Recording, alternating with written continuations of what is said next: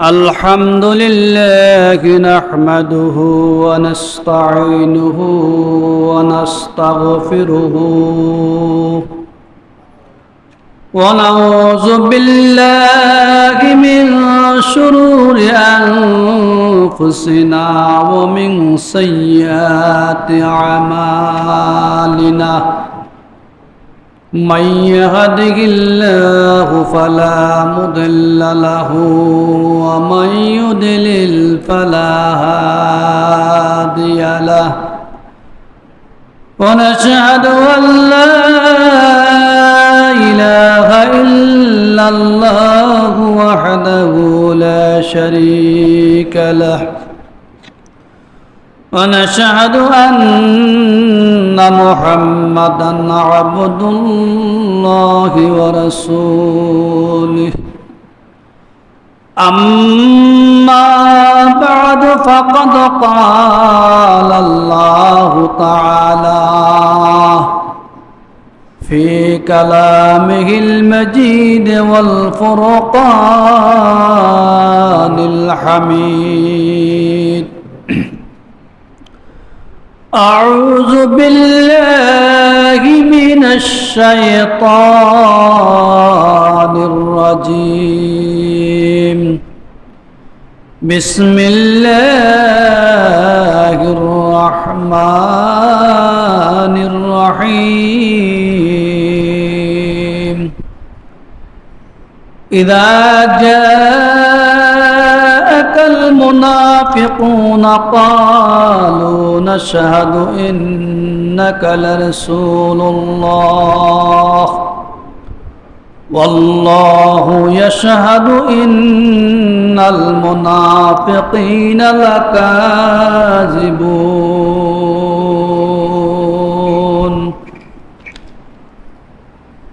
عن أبي شريح أن النبي صلى الله عليه وسلم قال والله لا يؤمن والله لا يؤمن والله لا يؤمن قيل من يا رسول الله قال الذي لا يؤمن داره بوائقه أو كما قال النبي عليه الصلاة والسلام اللهم صل على محمد وعلى آل محمد كما صليت على إبراهيم وعلى آل إبراهيم إنك حميد مجيد मुसाफिर हम वही आखिर ठिकाना कोई आगे रवाना है कोई पीछे रवाना किश्ती समर जदि कुन दरिया बेकिनारा बाहर सफर जदि कुन दरिया बेकिनारा সম্মানিত মুআজ্জাজ মুহতারাম সদর জলাস মুরব্বিন এজাম পদার অন্তরালার সম্মানিতা শ্রদ্ধেয় মা বোনেরা আসসালামু আলাইকুম ওয়া রাহমাতুল্লাহি ওয়া বারাকাতুহু সর্বপ্রথম মহান প্রভুর দরবারে অসংখ্য অগুণ শুকরিয়া জ্ঞাপন করছি যে আল্লাহ রাব্বুল আলামিন আমাদেরকে দুনিয়ার সকল ঝামেলা মুক্ত করে সকল প্রকারের ব্যস্ততা পরিহার করে পবিত্র জুমার দিন মহান রব্বুল আলামিনের দরবারে আসার তৌফিক দান করেছেন। এই জন্য আমরা সকলে অন্তঃস্থল থেকে প্রভুর দরবারে শুকরিয়া জ্ঞাপন করে আলহামদুলিল্লাহ দরুদ ও সালাম প্রেরণ করেছি মানবতার বিশ্ব নবী মুহাম্মদ রাসূলুল্লাহ সাল্লাল্লাহু আলাইহি ওয়াসাল্লাম উপরে যিনাকে আল্লাহ রাব্বুল আলামিন আমাদের জন্য একজন পথ প্রদর্শক, একজন নবী রূপে প্রেরণ করেছেন। এই দুনিয়া ক্ষণস্থায়ী, ক্ষণস্থায়ী দুনিয়ার পিছে আমাদের জীবন উৎসর্গ করতেছি। আমাদের এই হায়াত, আমাদের জীবন, আমাদের চলন, আমাদের বলন সব কিছু এক ক্ষণস্থায়ী জীবনের পিছে ব্যয় করতেছি। এই জীবনটা হলো আমাদের জন্য মরীচিকা। কি মরীচিকা? এই মরীচিকার পিছনে আমরা সময় দিচ্ছি। এক সময় যখন এই মরীচিকা শেষ হয়ে যাবে, তখন আমার হায়াতের জিন্দিগিও শেষ, আমাকে সেই কবরের যাত্রী হয়ে যেতে হবে। এই জন্য এই মরীচিকার পিছনে না দৌড়িয়ে একমাত্র মহান রব, মহান স্রষ্টা আমাদেরকে যে নির্দেশ প্রদান করেছেন, সেই নির্দেশগুলো আমাদেরকে মেনে সেই মহান রবের হুকুম এবং রাসূলুল্লাহ সাল্লাল্লাহু আলাইহি সাল্লামের আদর্শিত পথে আমাদের এই জীবনকে পরিচালিত করতে হবে। সম্মানিত হাজরিন, আমি পূর্বের জুমায়ও যে বিষয়টির উপর আলোচনা করেছিলাম, ওই বিষয়টি হলো আমানত সংক্রান্ত। আমানত খুব গুরুত্বপূর্ণ একটি বিষয়। আমানতের খেয়ানতকারী কবরে কঠিন আযাব, কঠিন শাস্তি। যে আমানতের খেয়ানত করে সে মৃত্যুর পরে তার কবরের মধ্যে আল্লাহ রাব্বুল আলামিন বিষাক্ত সর্প লেলিয়ে দেন। ওই সর্প তাকে সকাল থেকে সন্ধ্যা, সন্ধ্যা থেকে ভোর সকাল পর্যন্ত ধ্বংস করতে থাকে। সেই যতই চিল্লাচিল্লি করুক না কেন, লাফালাফি করুক না কেন, কিছুই তারা শুনতে রাজি না। আর আল্লাহ রাব্বুল আলামিন এমন কতগুলি ফেরেশতা তার কবরে নিয়োজিত করেন, যেই ফেরেশতাগুলা খুব কর্কশ, একেবারে শক্ত, কঠিন হৃদয়ের। কারণ কঠিন হৃদয়ের ফেরেশতা যদি না হয়, নরমাল ফেরেশতা যদি হয়, নরম দিলওয়ালা যদি হয়, তখন সেই মৃত ব্যক্তির আযাবের কারণে সেই যে কষ্ট পাবে, তার চিল্লানি, সেটা তারা সহ্য করতে পারবে না। এই জন্য আল্লাহ রাব্বুল আলামিন তাদের কবরের মধ্যে কঠিন এবং ফেরেশতার ব্যবস্থা করেন। আল্লাহু আকবার। আল্লাহ রাব্বুল আলামিন কুরআনুল কারীমের মধ্যে সেই ফেরেশতাদের ব্যাপারে আল্লাহ তাআলা ঘোষণা করেছেন, ইয়া আইয়ুহাল্লাযীনা আমানু কু আনফুসাকুম ওয়া আহলিকুম নারা গিলাদুন শিদাদুল ওয়াকুদুহান নাস ওয়াল হিজারা আলাইহা মালাইকাতুন গিলাদুন শিদাদুল লা ইয়াসুনাল্লাহা মা আমারাহুম ওয়া ইয়াফআলুনা মা ইউমারুন।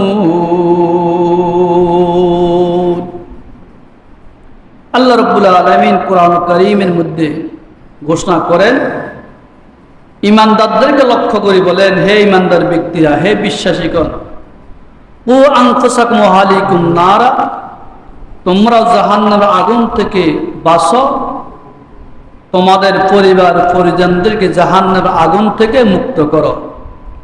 কারণ ওয়াকুদুহান নাস ওয়াল হিজারা, যার ইন্ধন হবে পাথর আর মানুষ। কি হবে? মানুষ আর পাথর। মানুষ আর পাথর হবে জাহান্নামের ইন্ধন। সেখানে আলাইহা মালাইকাতুন গিলাদুন শিদাদুন লা ইয়াসুনাল্লাহা, সে জাহান্নামের মধ্যে কঠিন কর্কশ রোদ, কঠিন ফেরেশতা থাকবে, কঠিন হৃদয়ের ফেরেশতা থাকবে। তারা হবে খুব শক্ত, তাদের হৃদয় হবে খুব শক্ত।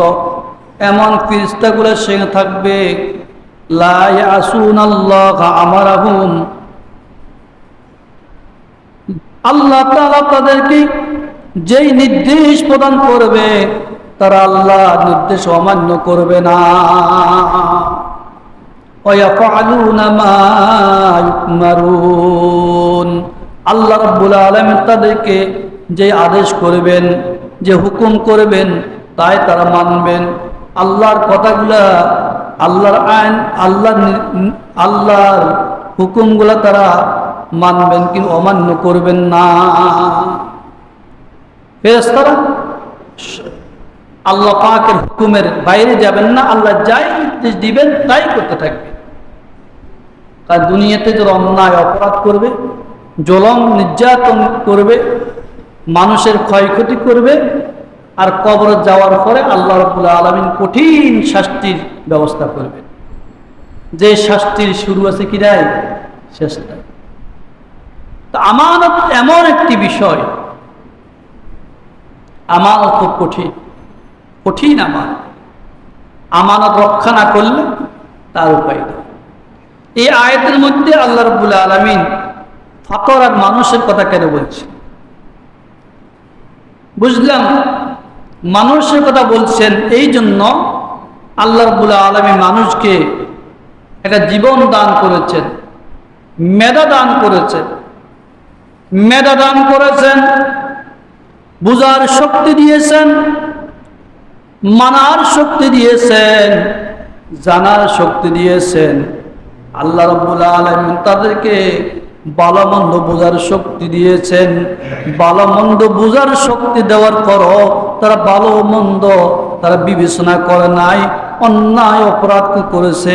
এই জন্য আল্লাহ রাব্বুল আলামিন তাদেরকে শাস্তি দিবে। আর ফাতর তো তাদের, ফাতর হলো প্রাকৃতিক, ফাতরের কোনো জ্ঞান নাই, কোনো বুদ্ধি নাই, আসেনি। ফাতর কথা বলতে পারে না, ফাতরের কোনো শরীয়ত নাই, ফাতরের কোনো ভালো মন্দ কিছু নাই, জান্নাত নাই, জাহান্নাম আসেনি, জান্নাত নাই। কিন্তু ফাতর কেন আল্লাহ জাহান্নামে জ্বালাবে? মুফাসসিরে কেরাম এই আয়াতের তাফসীরের মধ্যে বলেন ফাতরকে এই জন্য জাহান্নামে জ্বালাবেন কারণ দুনিয়াতে এক শ্রেণীর লোক যারা অগ্নি পূজক, মূর্তি পূজক, তারা ফাতরকে মূর্তি বানায়, মূর্তি তৈরি করে তার রব হিসাবে স্বীকার করেছে। রব হিসাবে, মূর্তিকার প্রভু হিসাবে তারা তার পূজা করেছে। বুঝছেন কিনা?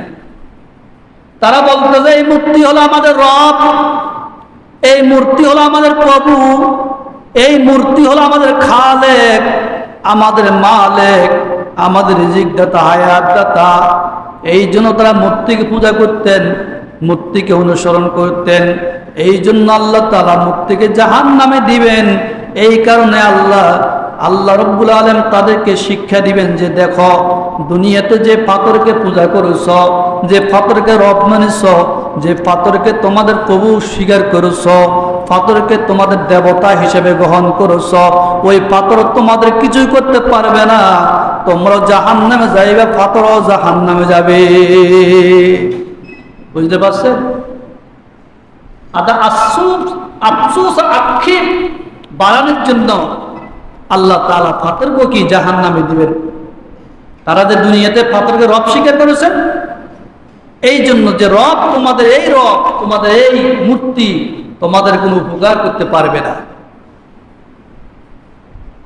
কিছুদিন আগে আমাদের দেশে বাটকার্য সাধন কিছু দেখছেন, শহরের আনাচে কানাচে বড় বড় বিশাল বিশাল মূর্তি বানাইছে না? ওই মূর্তিকে এই দেশের ওলামায়ে কেরাম থেকে শুরু করে সাধারণ তাদের ভিতরে ইসলামের জ্ঞান আর ভ্রাতৃত্ব আছে, কিন্তু তারা এই মূর্তিগুলোকে ভেঙে চুরমার করে ফেলে দিয়েছেন। কারণ এই মূর্তি মানুষের কোনো উপকার করতে পারে না, এই মূর্তি কোনো রব হতে পারে না, এই মূর্তি কোনো মানুষের উপকার আসতে পারে না। আরে কিনা এই এক কারণ, মূর্তিকে আল্লাহ রাব্বুল আলামিন জাহান্নামে জ্বালাবেন। তাদেরকে শিক্ষা দেওয়ার জন্য দুই নম্বর প্রশ্ন হলো, এই জন্য পাথরকে আল্লাহ রাব্বুল আলামিন জাহান্নামে জ্বালাবেন, কারণ এই পাথর যখন জাহান্নামে জ্বালাবে, জাহান্নামের মধ্যে পাথর উত্তপ্ত গরম হয়ে আগুনের তেজ বাড়াতে থাকবে। পাথরের কারণে আগুনের তেজ বাড়বে, আর এই আগুনের তেজ জাহান্নামের গ্রহণ করবে, স্বাদ গ্রহণ করবে। আল্লাহ, মানুষ কত নিকৃষ্ট, কত মানুষ কত খারাপ। আল্লাহ রাব্বুল আলামিন কোরআন কারীমে বলতেছে, আমি জান্নাত আর এই জাহান্নামকে আমি মানুষ এবং জিনের মধ্যে থেকে আমি ওদিককে জাহান্নামে জ্বালাবো। মানুষ আর কি জিন, আল্লাহ দুই জাতি কিন্তু পৃথিবীতে সৃষ্টি করেছে, মানুষ আর জিন। এই দুই জাতির হিসাব হবে, এই দুই জাতির জান্নাত এবং জাহান্নাম। এই জন্য আল্লাহ বলতেছে, ওয়ালাকাদ যারআনা লিজাহান্নামা কাসীরাম মিনাল জিন্নি ওয়াল ইনসি লাহুম কুলুবুন লা ইয়াফকাহুনা বিহা ওয়া লাহুম আ'য়ুনুন লা ইবসিরুনা বিহা ওয়া লাহুম আযানুন লা ইয়াসমাউনা বিহা উলাইকা কাল আনআমি বাল হুম আযাল উলাইকা হুমুল গাফিলুন। অবশ্যই আমি জিন এবং ইনসানের মধ্যে ওদিককে আমি জাহান্নামের জন্য তৈরি করেছি। লাহুম কুলুবুন লা ইয়াফকাহুনা বিহা, আমি তাদেরকে আমি একটা অন্তর দান করেছি, কলব দান করেছি। কলব দ্বারা সে বুঝে না। ওয়ালাহুম আ'য়ুনুন লা ইবসিরুনা বিহা, আমি তাদের দুটি চক্ষু দান করেছি, চোখের দ্বারা দেখে না। ওয়ালাহুম আযানুন লা ইয়াসমাউনা বিহা, তাদেরকে আমি কর্ণ দান করেছি, কান দান করেছি, তার কানের দ্বারা শুনিও শুনে না। উলাইকা কাল আনআম, আল্লাহ তার চতুর্থ জানোয়ার, বাল হুম আযাল, হচ্ছে নিকৃষ্ট। উলাইকা হুমুল গাফিলুন, তার দুনিয়া আখিরাত শুধু বেখবর।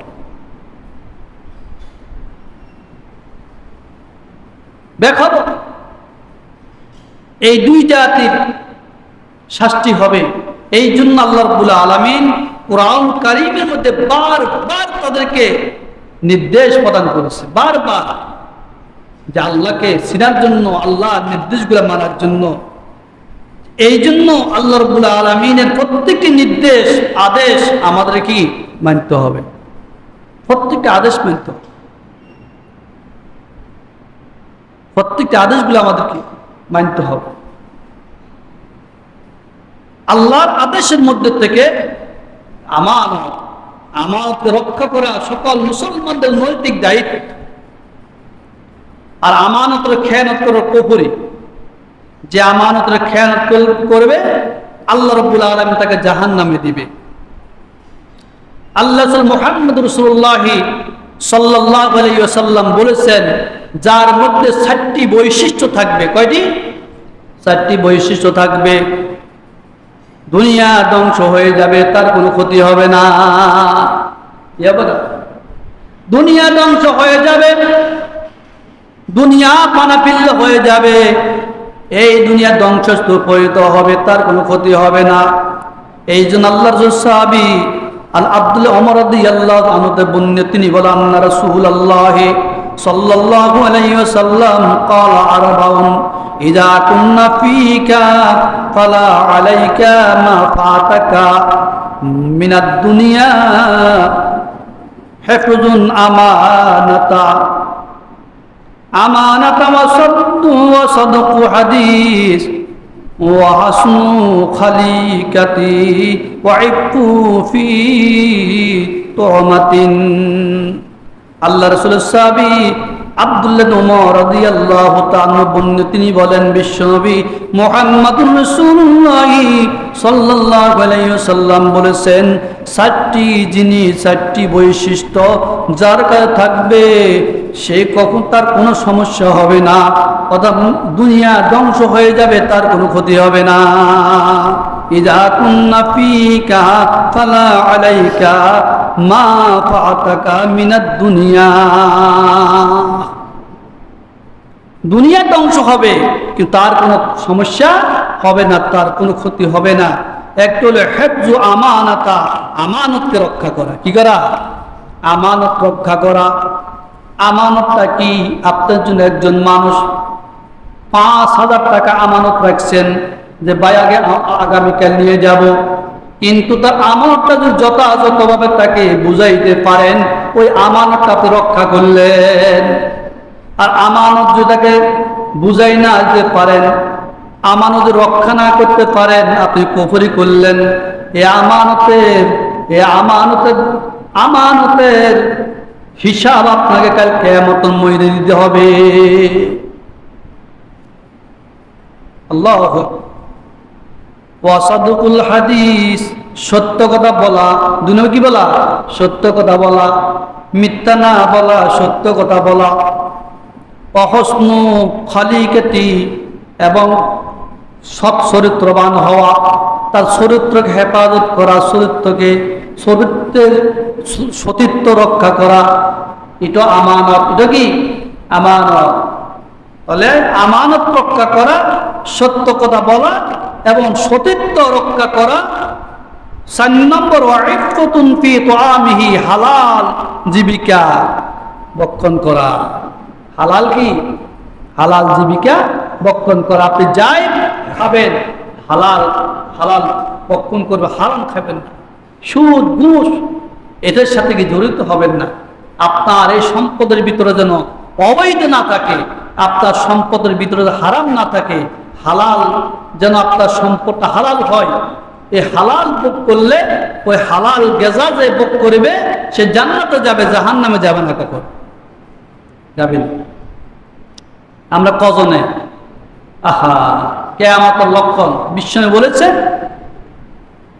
আমার উম্মতের জন্য এমন একটি সময় আসবে, জ্বলন্ত আগুনের করে হাতে অসম্ভব, আমার উম্মতে ঈমান রাখা অসম্ভব হয়ে যাবে। আপনি চোখ বন্ধ করেন, চোখ বন্ধ করলে বুঝতে পারবেন আপনি আসলে কতটুকু সতীত্ব রক্ষা করতে পারেন, কতটুকু হকের উপরে থাকতে পারেন। চোখ বন্ধ বোঝা যায়, কারণ আমার কথার মধ্যে অবৈধ, আমার খাওয়া অবৈধ, আমার চলাফেরা অবৈধ, আমার সম্পদ অবৈধ। অবৈধ কিনা? আমার সম্পদ অবৈধ, আমার সম্পদের সাথে টাকার সাথে সুদ, আমার টাকা ঘুষের, আমার টাকা সুদের, বিভিন্ন ক্ষমতায় আমরা ইনকাম করি কিনা? এইগুলো চিন্তা করলে দুনিয়াতে চলাটা, ঈমান নিয়ে বেঁচে থাকাটা খুব কঠিন। কঠিন কিনা? খুব কঠিন। এই জন্য হালাল জীবিকা অন্বেষণ করা, এই 4টা জিনিস যার মধ্যে থাকবে, এই 4টি বৈশিষ্ট্য বিশ্বনবী বলেন দুনিয়া ধ্বংস হবে, সেই ধ্বংস হবে না। কি হবে না? ধ্বংস হবে না। অর্থাৎ মৃত্যুর পরও সে জান্নাতের উচ্চ আসনে উত্তম গালিচার মধ্যে থাকবে, জাহান্নামী হবে। কি হবে না?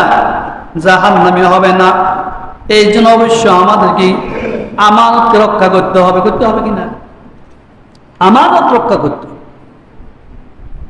রাসূল করিম সাল্লাল্লাহু আলাইহি ওয়াসাল্লামের এক হাদিসের মধ্যে আছে আমানতের ব্যাপারে। কাল কিয়ামতের ময়দানে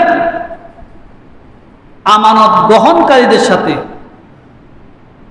আমানতের খেয়ানতকারীদের সাথে কি মুআমালা হবে? কি মুআমালা হবে? আল্লাহ রাসূলের সাহাবী হযরত আব্দুল্লাহ আব্বাস রাদিয়াল্লাহু তাআলা আনহু বর্ণিত, তিনি বলেন বিশ্বনবী মুহাম্মদুর রাসূলুল্লাহ সাল্লাল্লাহু আলাইহি ওয়াসাল্লাম বলেছেন, কাল কিয়ামতের ময়দানে আল্লাহ রাব্বুল আলামিন ওই সম্প্রদায় যারা আল্লাহর পথে জীবন দিয়েছে, দিন কায়েমের জন্য আন্দোলন সংগ্রাম করেছে, দিন প্রতিষ্ঠা করার জন্য, কোরআনের রাজ কায়েম করার জন্য এই দুনিয়ার জমিনে সংগ্রাম করে শাহাদাত বরণ করেছে, জিহাদ ফি সাবিলিল্লাহর কাজে অংশগ্রহণ করে মৃত্যুবরণ করেছে, শহীদ হয়েছে, আল্লাহ রাব্বুল আলামিন কাল কিয়ামতের ময়দানে ওই শহীদের জীবনের সকল গুনাহ খাতাগুলো ক্ষমা করে দিবেন, ইল্লা আমানাত, একমাত্র আমানত ব্যতীত। সেই দিন যারা এই দুনিয়ার জমিনে আল্লাহর আইনকে জমিনে প্রতিষ্ঠা করার জন্য দিন কায়েমের আন্দোলন করে, দিনের জন্য জীবন দিয়ে কাফের মুশরিকের সাথে যুদ্ধ করে শাহাদাত বরণ করেছেন, আল্লাহ রাব্বুল আলামিন তাদের জীবনের সকল গুনাহ খাতা ক্ষমা করে দিবেন, তার গুনাহগুলা মাফ হয়ে যাবে, গুনাহগুলা ঝরে পড়ে যাবে। কিন্তু যে আমানতের খেয়ানতকারী, আল্লাহ তাআলা আমানতের খেয়ানতকারীকে মাফ করিবেন না। রাসূল করিম সাল্লাল্লাহু আলাইহি ওয়াসাল্লাম বলেন, এ আমানতের খেয়ানতকারী কিয়ামতের ময়দানে আল্লাহ রাব্বুল আলামিন তাকে বলবে, হে ব্যক্তি, জিহাদ করেছো, যুদ্ধ করেছো দিন কায়েমের জন্য, তোমার সকল গুনাহ মাফ হয়ে গেছে, তুমি ক্ষমা পেয়ে গেছো, কিন্তু তোমার কাছে অমুকের আমানত আছে, আমানতটা ফিরাই দাও। কি দাও? আমানত ফিরিয়ে দাও।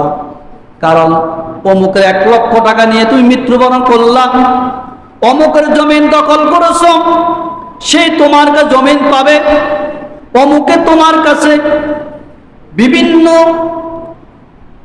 সম্পদ পাবে, অমুকের সম্পদগুলো তুমি ভোগ করেছিলা, তার সম্পদটা তার কাছে ফিরাই দাও, অমুকের টাকাগুলা অমুকের কাছে ফিরাই দাও, অমুকে তোমার কাছে রাতের গভীরে 50,000 টাকা রাখছে, কিন্তু তুমি তার আমানত ফিরাও দাও নাই, ওই আমানত ফিরাই দাও, দিলে তুমি জান্নাতে যাইতে পারবা। সেই ব্যক্তি বলল, রব্বকারী, আমি আমানত কোথায় পাবো? এই আমানতগুলো তো দুনিয়াতে রয়ে গেছে। মহান রব্বুল আলামিন নির্দেশ প্রদান করবেন, এদেরকে জাহান্নামে নিয়ে যাও, হাবিয়া নামক জাহান্নাম, ওই হাবিয়া নামক জাহান্নামে দিয়ে নিয়ে যাও। ফেরেশতারা তাকে হাবিয়া নামক জাহান্নামের দিকে নিয়ে যাবে। ওই জাহান্নামে পতিত হওয়ার পূর্বে যে আমানতগুলো দুনিয়াতে একজন আমানত খেয়াল করেছিল, সে আমানতগুলো তার সামনে উপস্থাপন করা হবে, সেই চিনতে পারবে আমানতগুলো দেখে, এটা অমুকের আমানত, এই আমানতগুলো করতে আসলো, তখন সে ঝাঁপিয়ে পড়ে আমানতগুলো গ্রহণ করবে। আমানতগুলো গ্রহণ করে 2 কাঁধের উপরে আমানতগুলো নিয়ে চলতে থাকবে, কিন্তু কিছুক্ষণে দেখবে এ আমানতের ভার তার কাঁধ থেকে পড়ে গেছে, আমানতের ভারটা তার কাঁধ থেকে পড়ে গেছে। এরপরে সেই ওই আমানতের জন্য জাহান্নামের মধ্যে হাবিয়া নামক জাহান্নামে হাবুডুবু খেতে থাকবে আমানত গ্রহণ করে নেওয়ার জন্য। কিন্তু সে সেইখানে এই বাক্যগুলো উচ্চারণ করবে, নামাজ আমার আমানত, ওযু আমার আমানত, রোজা আমার আমানত, হজ আমার আমানত, যাকাত আমার আমানত, কিন্তু সম্পদগুলো আমার আমানত। এইগুলার মধ্যে ওই গচ্ছিত সম্পদগুলো থাকবে যে সম্পদগুলো সে গ্রহণ করেছিল। এই জন্য মহান রব্বুল আলামিন বলেন, বান্দা, যতক্ষণ পর্যন্ত তুমি বান্দার ওই আমানত ফিরাই না দিবা, ততক্ষণ পর্যন্ত কবর আসিও না। আল্লাহর নির্দেশ মোতাবেক যাদের আমানত তুমি গ্রহণ করেছিলা, তার আমানতটাকে ফিরাই দাও। কারণ রাসূল করিম সাল্লাল্লাহু আলাইহি ওয়াসাল্লাম আদর্শবান একজন নেতা ছিলেন। রাসূল করিম সাল্লাল্লাহু আলাইহি ওয়াসাল্লাম আদর্শ এত সুন্দর ছিলেন, রাসূল করিম সাল্লাল্লাহু আলাইহি ওয়াসাল্লামের থেকে সাহাবায়ে কেরাম আদর্শ গ্রহণ করেছেন। রাসূল এবং সাহাবীরা কোনদিন আমানতের খেয়াল করেন না। রাসূল করিম সাল্লাল্লাহু আলাইহি ওয়াসাল্লাম যখন 40 বছর নবুয়ত পেয়েছেন, নবুয়ত পাওয়ার পূর্বে 40 বছরের ভিতরে রাসূল করিম সাল্লাল্লাহু আলাইহি ওয়াসাল্লামের কাছে আরব সমাজের লোকেরা, মক্কার লোকেরা বিভিন্ন আমানত রেখেছেন, অর্থ টাকা পয়সা অনেক কিছু রেখেছেন। কারণ মুহাম্মদ সাধারণ মানুষ না, মুহাম্মদ আমাদের আমানতগুলো আমাদের ফিরাই দিবে। এই জন্য মুহাম্মদ রাসূলুল্লাহ সাল্লাল্লাহু আলাইহি ওয়াসাল্লামকে আমানত রাখতেন। ইতিহাস থেকে বিশ্বনবী মুহাম্মদ রাসূলুল্লাহ সাল্লাল্লাহু আলাইহি ওয়াসাল্লাম যখন মক্কা ভূমি ছেড়ে মদিনা চলে যাবেন, মক্কা ছেড়ে মদিনা যাবেন, ওই সময় রাসূলের হাতে, রাসূলের কাছে অনেক আমানত ছিল মক্কাবাসীদের। কেউ রাসূল ইচ্ছা করলে আমানত নিয়ে যেতে পারতেন না? পারতেন কিনা? যেই মক্কার কাফির মুশরিকরা বিশ্বনবীকে উপরে আক্রমণ করে, বিশ্বনবীকে মারবে, হত্যা করবে, শহীদ করবে, এই জমিনে থাকতে দিবে না, মক্কা থেকে তাকে বইবে, একমাত্র কিসের কারণে? লা ইলাহা ইল্লাল্লাহু মুহাম্মাদুর রাসূলুল্লাহ সাল্লাল্লাহু আলাইহি ওয়াসাল্লাম স্বীকৃতি দেওয়ার কারণে। এই কালিমা কিয়ামত পর্যন্ত এই পৃথিবীর জমিনে প্রতিষ্ঠিত থাকবে। যারা এই কালিমা গ্রহণ করবে, লা ইলাহা ইল্লাল্লাহ মুহাম্মাদুর রাসূলুল্লাহ, আল্লাহ ছাড়া কোনো ইলাহ নাই, মুহাম্মাদুর রাসূলুল্লাহ সাল্লাল্লাহু আলাইহি ওয়াসাল্লাম আল্লাহ পাকের প্রেরিত পুরুষ, এই কালিমার স্বীকৃতি দিবে, সে মুসলমান, সে ঈমানদার। ঈমানদার আজকে আমাদের দেশে ধর্মীয় শিক্ষার উপরে আক্রমণ করা হচ্ছে। মুসলমানের ঘরে জন্মগ্রহণ করে প্রত্যেকে দেখলাম গতকাল একটা মহিলা, একটা নারী মাদ্রাসা শিক্ষার বিরুদ্ধে কথা বলতেছে। সে বলতেছে মাদ্রাসা শিক্ষা রাখা যাবে না, মাদ্রাসা শিক্ষা এই দেশ থেকে তুলিত হবে, কারণ মাদ্রাসা শিক্ষা যদি রাখা হয় আমাদের মধ্যে অশান্তি বিরাজ করে, আমরা অশান্তি হব, আমাদের আদর্শ ভালো থাকবে না, সুতরাং মাদ্রাসা শিক্ষাকে তুলে দেওয়া হোক। নাউজুবিল্লাহ। সে মুসলমান? কথা বলেন, সে মুসলমান? সে কোনো মুসলমান হতে পারে না, মুসলমানদের কাতারে থাকতে পারে না। সে বল মাদ্রাসা শিক্ষার বিরুদ্ধে এই মহিলা ভূমিকা রাখছেন, সে কোনো মুসলমানের ঘরে জন্মগ্রহণ করতে পারো না। আমি বলবো সে নাস্তিক, সে নাস্তিকের কাতারে পৌঁছে গেছে কিনা? নাস্তিকের কাতারে পৌঁছে গেছে। সেই তসলিমা নাসরিনের অনুসারী, যেই তসলিমা নাসরিন এই বাংলার জমিনে আল্লাহর আইনের বিরুদ্ধে কথা বলছেন, কোরআন কারীমের বিরুদ্ধে কথা বলছেন, ধর্মের বিরুদ্ধে কথা বলছেন। যেই তসলিমা বলছিল পুরুষ 4টা বিবাহ করতে পারে, নারী কেন 4টা বিবাহ করতে পারবে না? নাউজুবিল্লাহ। এই বাংলার জমিনের ওলামায়ে কেরামরা শুরু করে মুসলমানেরা এই তসলিমা নাসরিনের বিরুদ্ধে যুদ্ধের ঘোষণা করেছে, তসলিমা নাসরিন দেশ থেকে পলায়ন করেছে। আজকে এই নারী ধর্মীয় শিক্ষার বিরুদ্ধে কথা বলে। কেন কথা বলে জানেন? তার কলব, আল্লাহ যে তাকে একটা কলব দান করেছেন, এই যা তার কলবটা মরে গেছে, পচা পচা কলব। কি কলব? তার কলব পচা।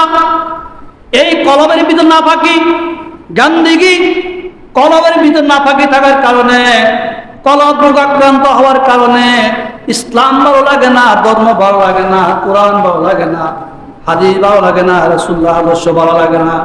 এই জন্য ধর্মীয় শিক্ষা তার কাছে ভালো লাগে না, ধর্মীয় শিক্ষার বিরুদ্ধে কথা বলে। বলেন তো দেখি, একজন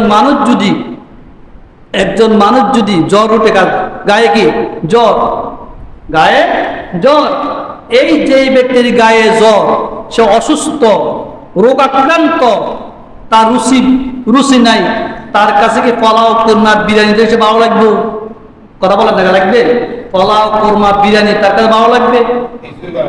লাগবে না। কেন লাগবে না? সে তো অসুস্থ, সে তো রোগী। অসুস্থ রোগীর কারণে তার কাছে পোলাও কোরমা বিরিয়ানি কিছুই ভালো লাগে না। শুধু পোলাও কোরমা বিরিয়ানি নয়, সমস্ত পৃথিবী ভাষা ভালো জিনিসও যদি তার কাছে দেওয়া হয়, সে বলবে ভাই আমার তো মুখের কি নাই, মুখের স্বাদ নাই, এটা আমার দ্বারা আমি খেতে পারবো না। অথচ তার পাশে অনেক মানুষ খাইতেছে, মানে পেট ভরে খাইতেছে, সে তাকাই দিয়েছে, খাইতে পারে না। কারণ ওদের কলব, ওদের মুখে রুচি আছে, এদেরকে ভালো লাগতেছে, কিন্তু এর কাছে কি লাগে না? ভালো লাগে না। ভালো না লাগার কারণে তার ভিতরে ভালো খাওয়াটা ঢুকে না।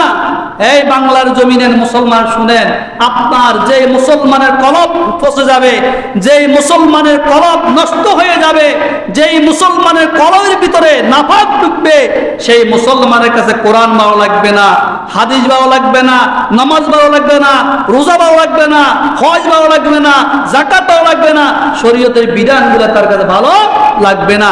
সেই ইসলামের বিরুদ্ধে, ধর্মের বিরুদ্ধে, কোরআনের বিরুদ্ধে অনায়াসে কথা বলে যাবে, ঠিক কিনা? আর যারা মুমিন ইমানদার, তার সামনে যখন আযান দেওয়া হবে, আল্লাহু আকবার, আল্লাহু আকবার, আল্লাহ বড়, আল্লাহ বড়, সাথে সাথে মুমিন ব্যক্তি চোখের পানি ঝর ঝর করে পড়তে লাগবে।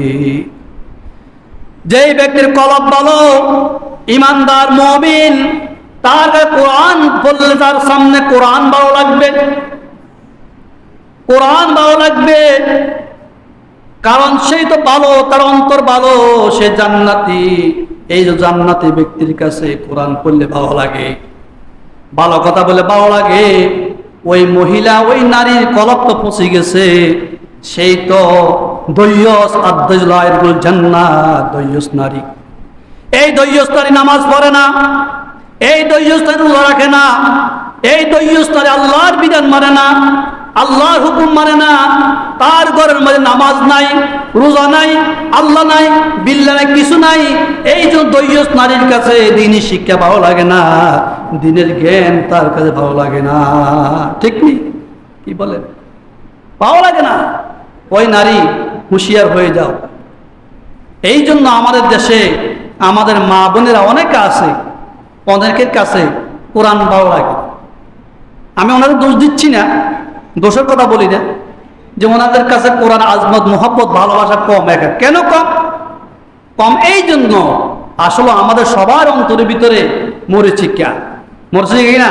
আমাদের অন্তরের মধ্যে মানে মরিচিকা পড়ে গেছে, আমার কলবের মধ্যে জাঙ্কার পড়ে গেছে, আমার কলবের গুনাহ। আল্লাহ বলতেছেন, খাতামাল্লাহু আলা কুলুবিহিম ওয়া আলা সামঈহিম ওয়া আলা আবসারিহিম গিশাওয়াতুন ওয়া লাহুম আযাবুন আযীম।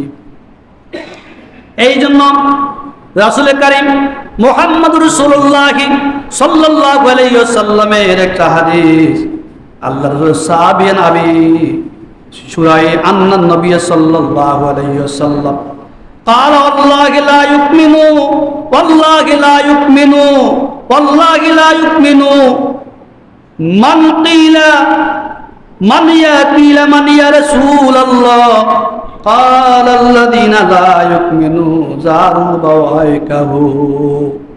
আল্লাহর সাহাবী হযরতে শুরাই রাদিয়াল্লাহু আনহু বর্ণিত বলেন, বিশ্বনবী মুহাম্মদুর রাসূলুল্লাহ সাল্লাল্লাহু আলাইহি ওয়াসাল্লাম একদিন বলেছেন, ক্বালা ওয়াল্লাহি লা ইউমিনু, ওই ব্যক্তি মুমিন নয়, ওয়াল্লাহি লা ইউমিনু, ওই ব্যক্তি মুমিন নয়, ওয়াল্লাহি লা ইউমিনু, ওই ব্যক্তি মুমিন নয়, ওই ব্যক্তি ঈমানদার নয়।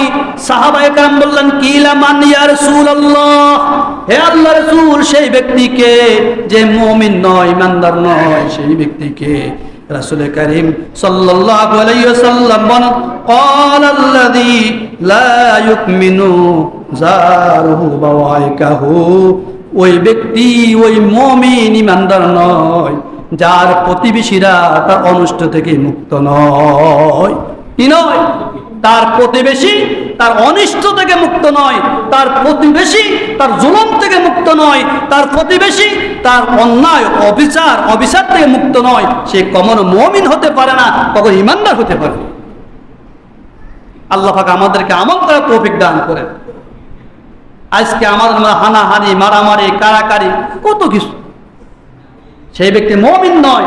মুমিন হতে হলে আপনার প্রতিবেশী, আপনার সমাজের লোক, এরা কি হতে হবে? আপনার অনিষ্ট থেকে রক্ষা পাইতে হবে, আপনার অন্যায় অপরাধ থেকে রক্ষা পাইতে হবে।